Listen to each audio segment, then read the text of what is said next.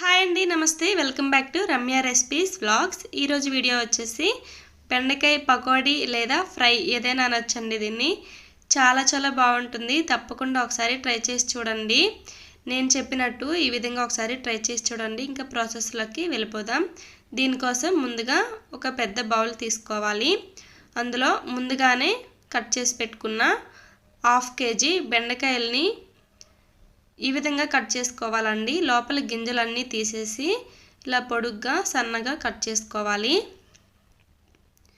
ఈ మొత్తం 1/2 kg ఉంటాయండి. చూడండి, ఈ విధంగా కట్ చేసుకుంటే మనకి చాలా బాగా వస్తుంది. ఇలా కట్ చేసుకున్నవన్నీ ఒక బౌల్లోకి వేసుకోవాలి. ఇప్పుడు ఇందులోకి 1/2 టీ స్పూన్ పసుపు, 1 టీ స్పూన్ కారం, తర్వాత 1/2 టీ స్పూన్ ధనియాల పౌడర్, 1/2 టీ స్పూన్ జీలకర్ర పౌడర్ వేయాలి. తర్వాత 1/2 టీ స్పూన్ గరం మసాలా,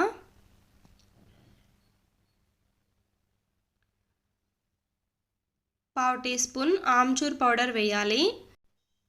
అది లేకపోతే 1/2 టీ స్పూన్ చాట్ మసాలా వేసుకున్నా బాగుంటుంది. తర్వాత 1 table spoon corn flour, 2 table spoons శనగపిండి,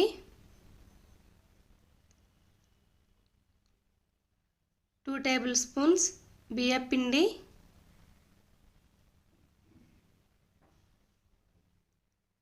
అలాగే 1 టీ స్పూన్ సాల్ట్ వేయాలి. ఇంతేనండి. మనం ఇందులో యాడ్ చేసుకోవాల్సిన ఇంగ్రీడియంట్స్ అన్నీ వేసేసాము. ఇప్పుడు వీటన్నిటిని ఈ బెండకాయ ముక్కలకి బాగా పట్టించాలి. ఇలా బాగా మిక్స్ చేసుకున్న తర్వాత మీకు పిండిలా ఏమైనా అనిపిస్తే లైట్గా వాటర్ అప్లై చేసుకోవచ్చండి. లేదంటే అవసరం లేదు, అందులో ఉన్న తడే సరిపోతుంది. ఈ ప్రాసెస్ అంతా అయ్యేసరికి మనం పక్కన స్టవ్ ఆన్ చేసి కళాయి పెట్టుకొని ఆయిల్ హీట్ చేసుకోవాలి. నాకు లైట్గా పిండి మిగిలిందండి, అందుకని చెప్పి ఇలా లైట్గా వాటర్ అప్లై చేస్తున్నాను. వాటర్ వేసుకొని మళ్ళీ ఒకసారి ఆ మొత్తం మిక్స్ అయ్యేలా కలుపుకోవాలి.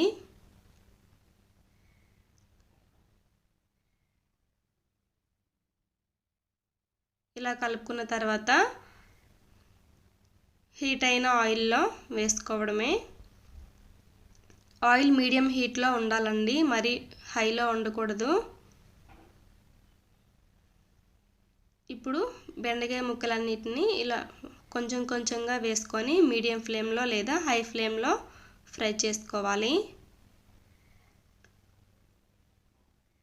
సిమ్లో ఉంచకూడదండి, ఆయిల్ మొత్తం పీల్చేసుకుంటాయి.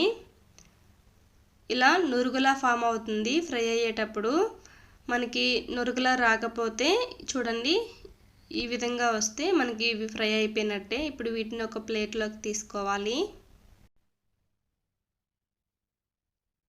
ఇలా మొత్తాన్ని తీసుకున్న తర్వాత మిగిలినవి కూడా ఇలానే ఫ్రై చేసుకోవాలి.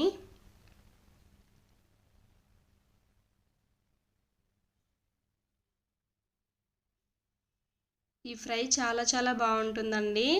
మనం ఎప్పుడైనా సరే కర్రీస్ ఏమి లేనప్పుడు ఒక రసం పెట్టుకొని ఈ ఫ్రై చేసుకొని తింటే చాలా టేస్టీగా ఉంటాయి. అలాగే ఇవి రైస్తోనే కాకుండా ఈవినింగ్ టైంలో స్నాక్లా కూడా ప్రిపేర్ చేసుకొని తినొచ్చండి. ఎవరైనా సరే ఇష్టపడతారు.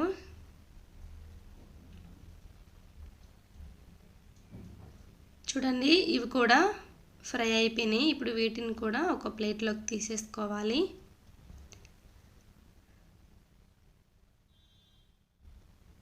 ఇలానే పకోడీలని మొత్తాన్ని ఫ్రై చేసుకోవడమే.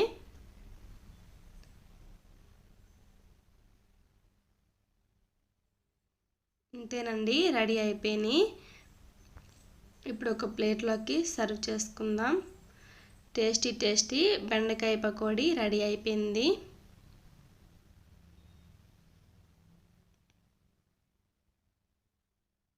క్రిస్పీగా క్రంచీగా చాలా టేస్టీగా ఉంటాయి. తప్పకుండా ఒకసారి ట్రై చేసి చూడండి. మీకు ఈ రెసిపీ నచ్చినట్టయితే నా ఛానల్ని లైక్ చేయండి. మీ ఫ్రెండ్స్కి రిలేటివ్స్కి షేర్ చేయండి.